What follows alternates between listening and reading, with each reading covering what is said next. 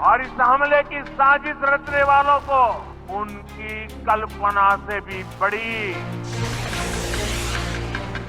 सजा मिलेगी। प्रधानमंत्री नरेंद्र मोदी ने आज बिहार की धरती से खुलेआम ऐलान कर दिया कि पहलगाम में निर्दोष नागरिकों का खून बहाने वाले हर आतंकी को सजा देंगे और ऐसी सजा देंगे कि उन्होंने कल्पना भी नहीं की होगी।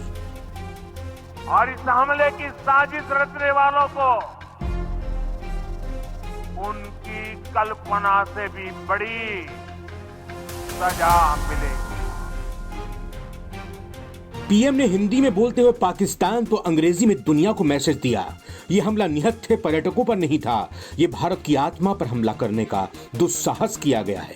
पीएम ने कहा कि मैं बहुत स्पष्ट शब्दों में कहना चाहता हूं, जिन्होंने हमला किया है उन आतंकियों को और हमले की साजिश रचने वालों को उनकी कल्पना से भी बड़ी सजा मिलेगी। सजा मिलकर रहेगी। आतंकियों की बची खुची जमीन को भी मिट्टी में मिलाने का समय आ गया है। अब आतंकियों की बची खुची जमीन को भी मिट्टी में मिलाने का समय आ गया है। भारतीयों की इच्छा शक्ति अब आतंकी आकाओं की कमर तोड़ कर रहेगी। तो कश्मीर के पहलगाम में मंगलवार को हुए आतंकी हमले ने भारत और पाकिस्तान के बीच तनाव को बढ़ा दिया है। इस हमले के बाद भारत ने एक्शन लेते हुए अटारी सीमा को बंद कर दिया और सिंधु जल समझौते को भी रोकने समेत 5 बड़े फैसले लिए।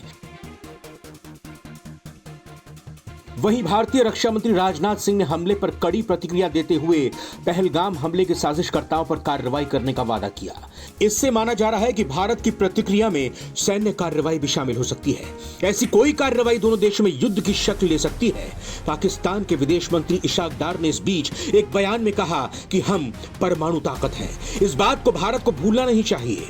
डार ने धमकी भरे लहजे में कहा कि भारत अगर कोई कार्रवाई करता है तो फिर हमारा जवाब कड़ा होगा।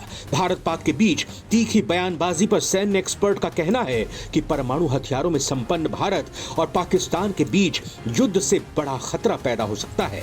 भारत और पाकिस्तान दोनों के पास परमाणु हथियार हैं। दोनों देशों ने पिछले कई सालों से लगातार अपने परमाणु भंडारों में वृद्धि की है। भारत ने हाल ही में वॉरहेड्स की संख्या के मामले में पाकिस्तान को पीछे छोड़ दिया।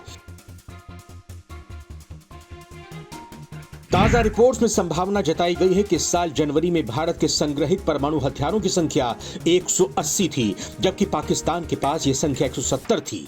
इसमें कहा गया है कि भारत ने 2023 में अपने परमाणु शस्त्रागार में विस्तार किया है।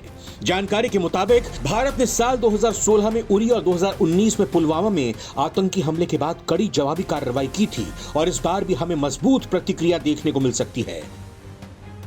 जानकारों का मानना है कि भारत पाकिस्तान के बीच किसी भी संकट में सबसे बड़ा खतरा यही है कि दोनों पक्ष परमाणु हथियारों से संपन्न हैं और यही तथ्य हर फैसले पर असर डालता है, फिर चाहे वो सैन्य रणनीतिक के लिहाज से हो या राजनीतिक तौर पर। देखा जाए तो परमाणु हथियार एक खतरा है और एक बाधा दोनों ही है। ये दोनों देशों को सावधानी से काम करने के लिए मजबूर करते हैं। विदेश नीति जानकारों का मानना है कि पहलगाम हमले में बड़ी संख्या में लोगों की मौत हुई। इससे भारत के सैन्य रिएक्शन की संभावना बढ़ गई है। तो ऐसा होने पर कहा जा सकता है कि भारत की कार्रवाई पाकिस्तान के लिए सख्त संदेश होगी। हालांकि जवाबी हमले में भारत को भी बड़े नुकसान और युद्ध छिड़ने का खतरा है।